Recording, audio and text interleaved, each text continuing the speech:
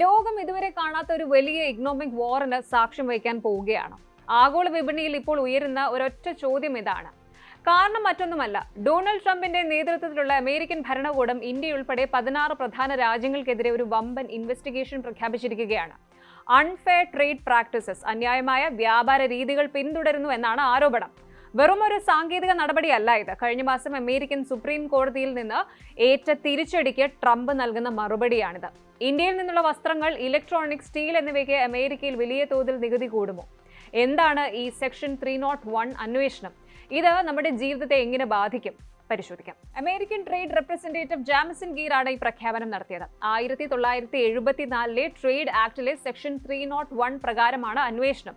സിമ്പിളായിട്ട് പറഞ്ഞാൽ, അമേരിക്കൻ വിപണിയിലേക്ക് മറ്റ് രാജ്യങ്ങൾ തങ്ങളുടെ ഉൽപ്പന്നങ്ങൾ കുറഞ്ഞ വിലയ്ക്ക് ഒഴുക്കുന്നുണ്ടോ എന്നും അത് അമേരിക്കൻ കമ്പനികളെ തകർക്കുന്നുണ്ടോ എന്നും പരിശോധിക്കാനുള്ള ഒരു നിയമമാണിത്.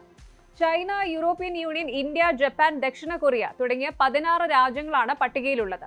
രസകരമായ ഒരു കാര്യം ശ്രദ്ധിച്ചോ? അമേരിക്കയുടെ ഏറ്റവും വലിയ രണ്ടാമത്തെ പങ്കാളിയായ കാനഡയെ ഇതിൽ നിന്ന് ഒഴിവാക്കിയിട്ടുണ്ട്. അതായത് ട്രംപിന്റെ ഈ നീക്കം തികച്ചും സ്ട്രാറ്റജിക് ആക്ട് ആണ്. ഈ അന്വേഷണത്തിന്റെ പ്രധാന വില്ലൻ എക്സസ് ഇൻഡസ്ട്രിയൽ കപ്പാസിറ്റി ആണ്. ഇത് കേൾക്കുമ്പോൾ വലിയൊരു സംഭവമായി തോന്നാം, പക്ഷേ സംഗതി സിമ്പിൾ ആണ്. ഒരു രാജ്യം അവരുടെ നാട്ടിലെ ആവശ്യത്തെക്കാൾ എത്രയോ മടങ്ങ് സാധനങ്ങൾ നിർമ്മിക്കുകയും അത് വിറ്റഴിക്കാൻ അമേരിക്കൻ വിപണിയെ ഉപയോഗിക്കുകയും ചെയ്യുന്ന അവസ്ഥ.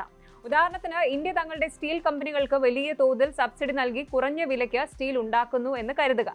ഈ സ്റ്റീല് അമേരിക്കയിലേക്ക് കയറ്റി അയക്കുമ്പോൾ അവിടുത്തെ പ്രാദേശിക സ്റ്റീൽ കമ്പനികൾക്ക് ആ വിലയോട് മത്സരിക്കാൻ കഴിയില്ല. ഇത് അമേരിക്കയിലെ ഫാക്ടറികൾ പൂട്ടാനും തൊഴിലവസരങ്ങൾ നഷ്ടപ്പെടാനും കാരണമാകുന്നു എന്നാണ് വാഷിംഗ്ടണിന്റെ വാദം. ഇതിനെയാണ് അവർ അൺഫെയർ എന്ന് വിളിക്കുന്നത്.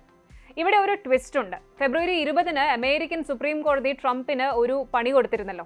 നാഷണൽ എമർജൻസി നിയമങ്ങൾ ഉപയോഗിച്ച് ട്രംപ് ഏർപ്പെടുത്തിയ ആഗോള താരിഫുകൾ നിയമവിരുദ്ധമാണെന്ന് കോടതി വിധിച്ചു. എന്നാൽ ട്രംപ് തോറ്റുകൊടുക്കാൻ തയ്യാറല്ല.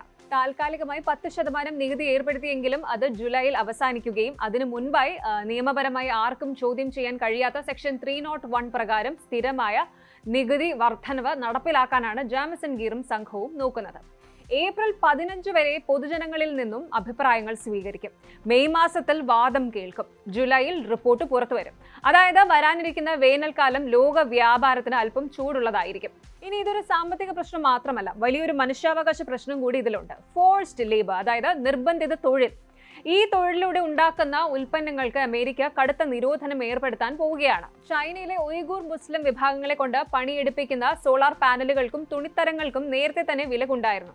ഇനി ഈ നിയമം ഇന്ത്യ ഉൾപ്പെടെയുള്ള നിരവധി രാജ്യങ്ങളിലേക്ക് വ്യാപിപ്പിക്കാനാണ് നീക്കം. ഇന്ത്യയിലെ വസ്ത്ര വ്യാപാര മേഖലയിലും കൃഷി മേഖലയിലും തൊഴിലാളികളുടെ ക്ഷാമം എങ്ങനെയുണ്ട് എന്നത് ഈ അന്വേഷണത്തിൽ നിർണായകമാകും. ലാഭത്തിനു വേണ്ടി മനുഷ്യാവകാശങ്ങൾ ബലി കഴിക്കുന്ന രാജ്യങ്ങളോട് വിട്ടുവീഴ്ച വേണ്ട എന്ന കർക്കശമായ നിലപാടിലാണ് വാഷിംഗ്ടൺ. ഇന്ത്യയെ സംബന്ധിച്ചിടത്തോളം ഇത് വലിയൊരു തലവേദനയാണ്. കാരണം അമേരിക്കയുമായി നമുക്ക് ട്രേഡ് സർപ്ലസ് ഉണ്ട്. അതായത് നമ്മൾ അങ്ങോട്ട് കയറ്റി അയക്കുന്നതാണ് ഇങ്ങോട്ട് ഇറക്കുമതി ചെയ്യുന്നതിനേക്കാൾ കൂടുതൽ. ഇത് അമേരിക്കൻ സാമ്പത്തിക വിദഗ്ധരെ എപ്പോഴും ചൊടിപ്പിക്കുന്ന കാര്യവുമാണ്. ഇത് കൂടാതെ ഇന്ത്യയുടെ PLI, പ്രൊഡക്ഷൻ ലിങ്ക്ഡ് ഇൻസെന്റീവ്, ഈ സ്കീം പോലുള്ള പദ്ധതികളെ അമേരിക്ക അന്യായമായ സബ്സിഡിയായി കാണുമോ എന്നത് കണ്ടറിയണം. മെയ്ഡ് ഇൻ ഇന്ത്യ ഉൽപ്പന്നങ്ങൾക്ക് അമേരിക്കയിൽ ടാക്സ് കൂടിയാൽ അത് നമ്മുടെ എക്സ്പോർട്ട് ബിസിനസിനെ സാരമായി ബാധിക്കും. ഐഫോണുകൾ മുതൽ വസ്ത്രങ്ങൾ വരെ ഇതിന്റെ പരിധിയിൽ വരാം. പല സാമ്പത്തിക വിദഗ്ധരും പറയുന്നത് നാം ഗ്ലോബലൈസേഷന്റെ തകർച്ചയിലേക്കാണ് പോകുന്നത് എന്നാണ്. ലോകം മുഴുവൻ ഒരു വിപണി എന്ന പഴയ കൺസെപ്റ്റ് മാറുകയാണ്. ഓരോ രാജ്യവും തങ്ങളുടെ അതിരുകൾക്ക് ചുറ്റും മതിലുകൾ കെട്ടുകയാണ്. അമേരിക്ക തുടങ്ങിവെച്ച ഈ ടാക്സ് വാർ മറ്റു രാജ്യങ്ങളും ഏറ്റെടുത്താൽ ലോക വ്യാപാര സംഘടന WTO വെറും ഒരു കാഴ്ചക്കാരനായി മാറും. ഇറക്കുമതി നികുതി കൂടുമ്പോൾ ആത്യന്തികമായി കഷ്ടപ്പെടുന്നത് നമ്മളെ പോലെയുള്ള സാധാരണക്കാരാണ്. സാധനങ്ങൾക്ക് വില കൂടും, സപ്ലൈ ചെയിൻ തകരും. ചുരുക്കത്തിൽ 2026 പകുതിയോടെ ലോക വ്യാപാര ഭൂപടം ആകെ മാറിമറിയും. ജൂലൈ മാസം ഇതിലൊരു അന്തിമ തീരുമാനമുണ്ടാകും. ഇന്ത്യക്ക് മുന്നിലുള്ള വഴി അമേരിക്കയുമായി ചർച്ച ചെയ്ത് ഈ നികുതി ഭാരം കുറയ്ക്കുക എന്നതാണ്. വരും മാസങ്ങളിൽ ഈ വിഷയത്തിൽ കൂടുതൽ അപ്ഡേറ്റുകൾ ഉണ്ടാകാം. കൂടുതൽ വാർത്തകൾക്ക് News 18 Keralam YouTube channel subscribe ചെയ്യുക.